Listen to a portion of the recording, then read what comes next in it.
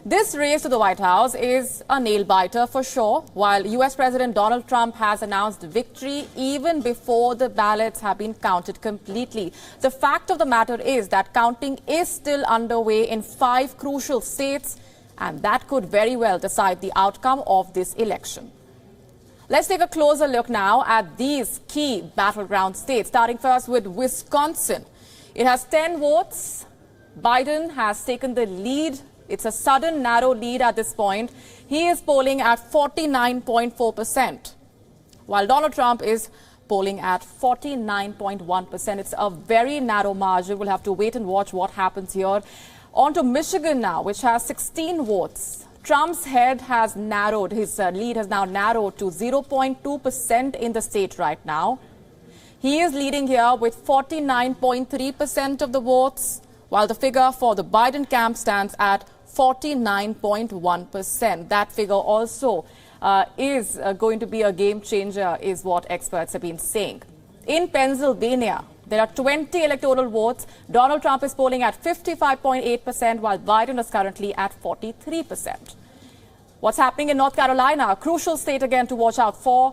Trump is leading narrowly with 50.1% of the votes, while Biden is at 48.7%. Now, these numbers, of course, have been changing with each passing hour, and we've been keeping a close eye. Georgia, though, is another state which is hanging in the balance. It has 16 Electoral College votes, another crucial number. Donald Trump is again leading narrowly here with 50.5%, while Biden has 48.3%. And these margins in itself should be sufficient to tell us why these battleground states could ultimately prove to be the game changers in this battle. Joining us this minute is Jared Monshine, Senior Advisor at the United States Studies Center, live from Sydney. What's your reaction to what we are seeing playing out in Wisconsin? Yeah, I think Wisconsin is similar to what we're seeing in the rest of the Midwest. Still too early to call anything at this point. But I would say that on the whole, Republicans had a far better election day than they really expected. They were really pessimistic about the outcome of the election, thinking they were probably going to lose the Senate and that Biden was going to be competitive in Florida and maybe even decide the election early on. But everything has turned their favor, and it looks pretty promising. And I think the second point beyond Republicans having a good night is the fact that Trumpism is clearly alive and well. While Biden is still likely to win the presidency at this point, it really has not been a full rejection of President Trump whatsoever. It's far closer than what a full rejection of President Trump would actually look like. Right. We've been playing out visuals of the protests that are now gaining further momentum across the United States. The threat of violence, unfortunately, has now become a reality. Several reports talking about the way things are headed in that direction. Your assessment of the way things have been managed on the ground by the authorities, their preparedness, and the amount of anger that's been simmering on the ground? That's a great question. Some 77% of Americans expected violence in the aftermath of this election. That's really unprecedented in modern American history. At least in my lifetime, I've yet to see an election this contentious with this much expectation of violence. Seeing this many stores boarded up and seeing around the country and seeing police geared up in a way I've never seen before. It truly is shocking as an American. And it is something that, like I said, most Americans expected. And we did some polling at the United States Studies Center on this, and we saw that a majority of both Trump and Biden supporters expected that the other side would not be accepting of their candidate winning. So regardless of what happens, if Trump does end up winning or if Biden wins, there are going to be a lot of angry people in America. Jared Monshine, appreciate very much you joining us on the broadcast and sharing those perspectives.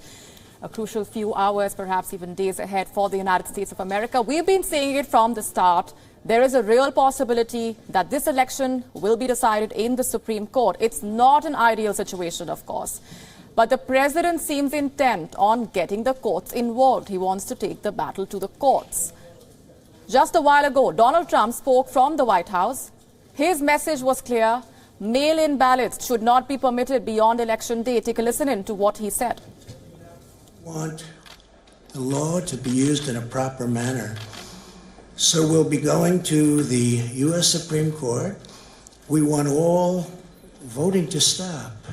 We don't want them to find any ballots at 4 o'clock in the morning and add them to the list. Okay? Believe it or not, those were the words used by the president. How's the Biden camp viewing this? It's having none of it. Joe Biden's campaign manager has released a scathing statement, not mincing any words. Take a look. The president's statement tonight about trying to shut down the counting of duly cast ballots was outrageous, unprecedented, and incorrect. Now, the Democrats are ready for a legal battle. Preparations have been underway in the Joe Biden camp as well for this possibility. But what does the law say? Can President Trump legally stop the vote count? Now, his own party lawyers do not seem to think so. This is what prominent GOP election lawyer Ben Ginsberg had to say. Take a look at this. These are all legally cast votes, and the process of trying to toss them out for some reason would just, I think, be viewed by any court, even the Supreme Court, including the Supreme Court, as just a massive disenfranchisement that would be frowned upon. That is the Republican Party election lawyer issuing that statement. So the sentiment within the Trump camp is also a very strong reaction that's coming in and being closely watched. We could be headed for a few days of high-octane political action in the United States. That remains absolutely clear, even with the uncertainty doing the rounds. While all eyes are on the battle between the red and the blue states, the Democrats and Republicans are also eyeing the upper chamber, the Senate. That's the other battle we are talking about. As of now, the Republicans have a 47 to 53 majority in the Senate. But this year's election has only 35 Senate seats up for grabs. Some are considered to be competitive, where the seats can be flipped. Republicans are defending 23 seats, while the Democrats are defending 12. If Joe Biden wins the presidency, then the Democrats need a net gain of about 3 seats to win control of the state, just 3 seats. But if Donald Trump is re-elected, then the Democrats need 4 seats to attain majority. Interestingly, GOP lawmakers are distancing themselves from President Trump. Many have been seen urging the voters to vote for the most capable senator who best represents their state and their point of view. GOP senators Mitt Romney of Utah, Lisa Murkowski of Alaska, and Susan Collins of Maine have diverged policy ideas from President Trump. Few Senate Republicans have decided to spend a lot more on a new wave of COVID-19 relief aid, stalling out on a deal with Democrats to approve a $2 trillion plan. The Senate is critically important in passing these important legislations and winning both. The presidency and the Congress would give either party a massive majority to set the agenda on just about everything, from health care to taxes to even environmental policies.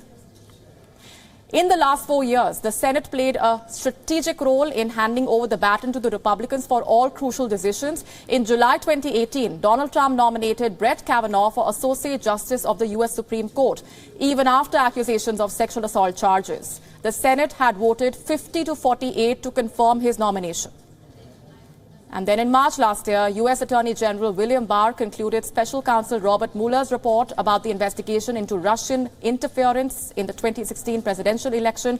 Barr said no conclusion was reached by the special counsel, noting that Mueller wrote, "While this report does not conclude that the president committed a crime, it also does not exonerate him."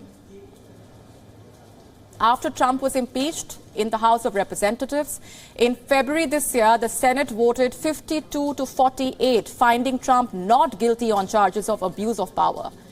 and voted 53 to 47, acquitting Trump on charges of obstruction of the Congress. In September this year, Donald Trump nominated Amy Coney Barrett as the U.S. Supreme Court judge to fill in the vacancy left behind by the death of Ruth Bader Ginsburg. A week before the election day, the Senate voted to confirm Barrett's nomination. Due to the surge in mail-in voting this year, it could take a while to know which party takes control of the Senate, but the battle seems to be neck and neck.